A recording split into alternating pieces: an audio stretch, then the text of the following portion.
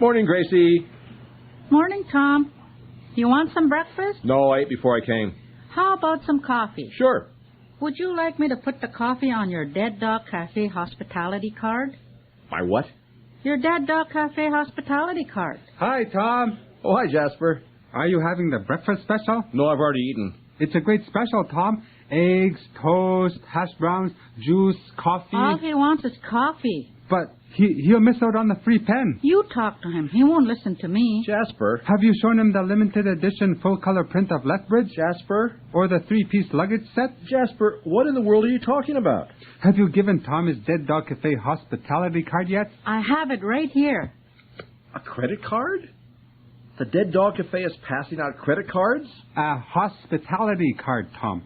Fine dining and home shopping made easy. It was Jasper's idea. What a surprise. I was in a bookstore the other day and read an article in one of those financial magazines about profit margins. Profit margins? Jasper discovered that Dead Dog Cafe wasn't making as much money as other businesses. Can you believe it, Tom? So you're passing out credit cards to improve the Dead Dog Cafe's profit margin? Good idea, eh? Jasper, I don't think you can do that.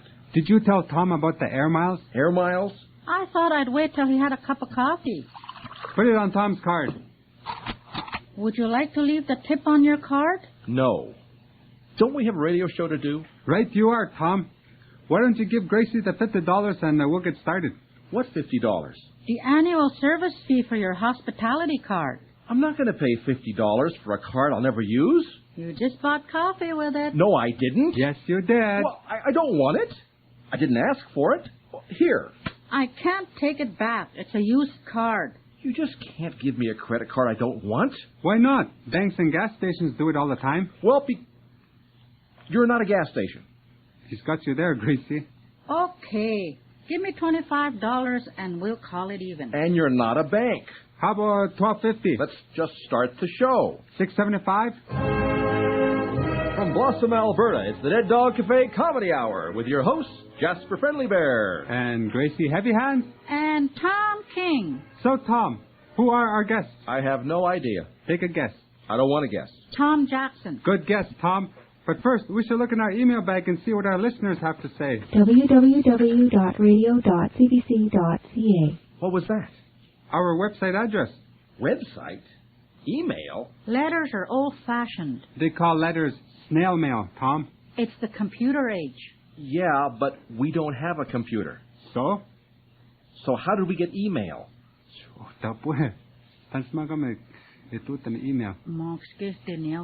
Mm. Okay, we give up. I don't have the answer. So why'd you ask the question? Let's just read the letter. Dear Dead Dog, I love your show. It is so quirky. The T-shirt idea is great. They should give you a longer 15-minute half hour. Your devoted fan, Elizabeth, Queen of Great Britain. Gracie, did you write this letter? I don't have a computer. It's a real letter, Tom. Jasper, the Queen of England does not listen to the Dead Dog Cafe Comedy Hour. That's the beauty of radio, Tom. You never know who's listening. Jasper, this is just someone pretending to be the Queen of England. The Queen has always been interested in native people. Gracie, England has a long history as a colonizing power, and it's not a pretty picture. Do you have any idea the damage the British Empire did to the cultures of India and Asia, Australia and New Zealand? Sounds as if Tom's trying to make a point. I think Tom is trying to suggest that colonialism in all its forms presents Aboriginal peoples with a series of palpable dangers, that the white alb of arrogance, the green gown of greed, and the purple sweater of superiority, which have always clothed colonial intent and practice, all threaten in various ways the fabric and health of indigenous cultures the world over. Jasper?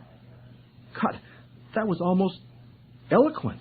And I would imagine that you would want to extend this conceit to cover not only historical colonial powers such as the English, the French, the Spanish, the Portuguese, and the Dutch, but contemporary colonial powers as well, the Americans, the Russians, the Canadians. Well, I don't think I'd include Canada in that. Not to mention colonial institutions such as churches, schools, the courts, television. Don't forget the personal representatives of the colonialist mentality, such as the Pope and Conrad Black. Is that what you meant to say, Tom?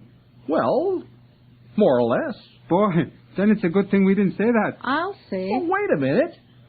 We live in a free society. We can say those things if we believe them. Can you imagine how unpopular we'd be if we took on all the icons of Western culture at the same time? Not to mention the lawsuits for slander. Boy, good thing there's a level head in charge of the show.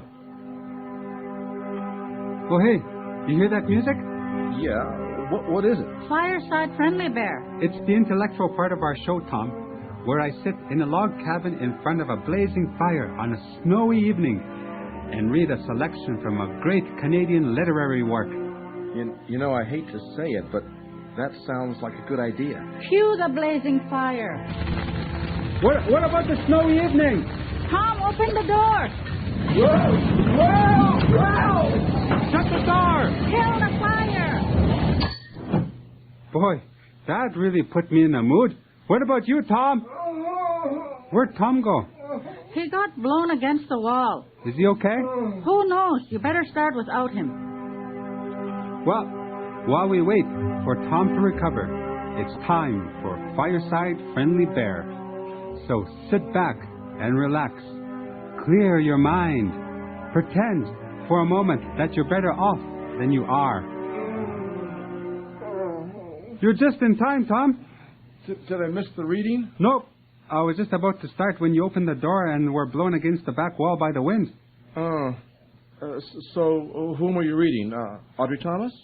Timothy Finley? Ann Michaels? Leon Rook? Who are they? They're major Canadian writers. Tell you what, Tom, you know a lot about literature. How about I read a selection for this evening and you try to guess where it's from? Well, sure. Okay, I guess. What odds are you giving? 3-1. $5 says he can't do it. Chapter 1. Laying the foundations of a renewed relationship. In this report, we have made recommendations affecting virtually every aspect of Aboriginal people's lives. We have sought to grapple with entrenched economic and social problems in Aboriginal communities while also seeking to transform the relationship between Aboriginal nations and Canadian governments. Jasper? Each problem addressed would be difficult to resolve on its own. The problems are rendered more challenging by their interdependence. The scale and complexity of the task is daunting. Implementation will be much easier, however, if the essential themes of this report are kept in view. Jasper? If one theme dominates our recommendations, it is that Aboriginal peoples must have room to exercise their autonomy and structure their own solutions. The pattern of debilitating paternalism that has characterized federal policy for the past 150 years must end. Aboriginal people cannot flourish if they are treated as wards, incapable of controlling their own destiny. Jasper, is that the report of the Royal Commission on Aboriginal Peoples? Stay up, Gracie! Darn! I don't believe this. Right on. Jasper, you can't read the Royal Commission report on a radio comedy show. Why not? Well, because it's... Tom wants to tell you that you can't read the report on the radio show because it's boring. We got renewed, didn't we? The show couldn't be that boring. Not the show, the report. Look, these kinds of reports tend to be boring. I mean, they're serious, but if you read them out loud... Was my reading boring, Gracie? I thought it was illuminating. Look, the report is an important report, but it's 5 volumes long. Actually, it's 6 volumes. Volume 2 is in 2 parts. Okay, 6 volumes. Look, the point is that if the politicians won't read the report, you can't expect the average person on the street to read it. They don't have to read the report, Tom. All they have to do is listen to Fireside Friendly Bear each week, and I'll read it for them. You're going to read the entire report of the Royal Commission on Aboriginal Peoples on the Dead Dog Cafe Comedy Hour? I decided to start with Volume 5, which lists all the recommendations, and then work back to the specifics. But that'll take months. Years. Jasper figures that CBC won't dare cancel us in the middle of the report. If they canceled us, our listeners would never find out if the Indians won or not. We already know what's going to happen. Don't be cranky and give away the ending. Uh-oh, time for Blackout Bingo. B-8! Jasper. You know, I think I figured out why Tom is so out of sorts. He is a little sensitive, isn't he? It's because we haven't let them do a traditional Aboriginal decorating tip lately. Holy Gracie, I think you're right. She's not right. Didn't we get a letter about one of Tom's decorating tips? I think we did. Here it is. It's an email from Donna and John. Where are they from? No telling with email. Dear Dead Dog Cafe, we have tried to do your moose decorating tip, and it still does not seem to look right. Could you please post your decorating tips on your website www.radio.cbc.ca so that us culture vultures do not miss any of the finer details? Pictures would also help. So what about it, Tom? What about what? Your moose decorating tip. Donna and John are obviously going through a great deal of anguish trying to make the moose thing work. You remember, Tom? You told everyone to cut up a moose into 4 pieces and put each piece in a different room? No, I didn't. The problem is probably one of scale and experience. Yes, people should really start off small. Maybe Tom should tell them to begin with, say, a gerbil or the family dog, and try to get the general hang of decorating with animal parts before they tackle something more ambitious. Look, all I'm saying is that I think we should call a different bingo number. Hey, did you hear that? It's time for 10 reasons why it's good to have Indians in Canada. Or maybe something under the G, or under the O. Reason number 3. Or is it 4? I think it's 3. Let's see. Number 1 was that law enforcement personnel got to practice on live targets. And number 2 was that academics didn't have to dig up white graveyards in order to do anthropological research. Hey, wait, what's niso? Nisto namachi. Uma nisto. Uh-huh. Okay, it's number 3. Reason number 3 why it's good to have Indians in Canada. Renewable source of adoptions for non-native Canadian couples. Wasn't Tom Jackson going to be on the show? Not exactly. He said we could call him anytime and talk. Well, he's a busy man. He may not be in his office. He has one of those cell phones. And here's the number.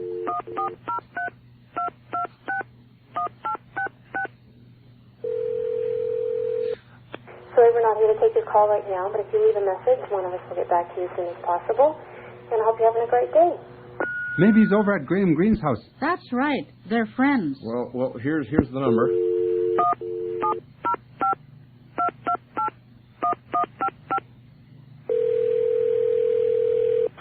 Kindly leave a message after the tone, and we'll get back to you as soon as possible.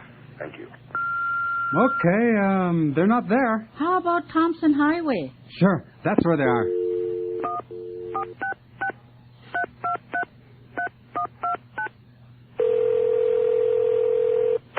Hi. Message, please. Thanks. Boy, this is exciting. Who do we call next?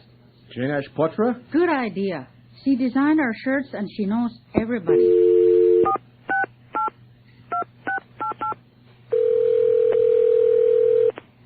Hi, you've reached the artist. I'm sorry I can't come to the phone right away, but just leave a brief message and I'll be sure to get right back to you. Thank you. Wow, was that gratifying. Gratifying? Jasper, we didn't get to talk to anyone. Think about it, Tom. If all those Indians aren't home, where do you think they are? Besides bingo. No, Tom. They're out being famous. That sounds like the end of the show. It is the end of the show. Boy, that second half hour just flies by. And we didn't even give away any authentic Indian names. We'll give away a couple of names next week. Well, Tom, let's break out that hospitality card of yours and get some more coffee. Coming right up. In the meantime, this is Jasper Friendly Bear. And Gracie Heavy Hand. And Tom King saying, So long for now. And don't forget, stay calm. Be brave. Wait for the signs. Just out of curiosity, how many air miles do you get with a cup of coffee? 1. Can you imagine how fast those air miles will add up? Let's say Tom wanted to fly from Edmonton to Calgary. How many air miles would he need? Uta still namachi on the card. Tama gumaga still. Looks like you need 20,000 air miles. Are these Canadian or Air Canada air miles? Not exactly. You remember Billy Jumping Bull? Jasper's cousin? His nephew owns a crop duster. I'm not kidding, in a crop duster. The back seat is pretty spacious. Look, I hate to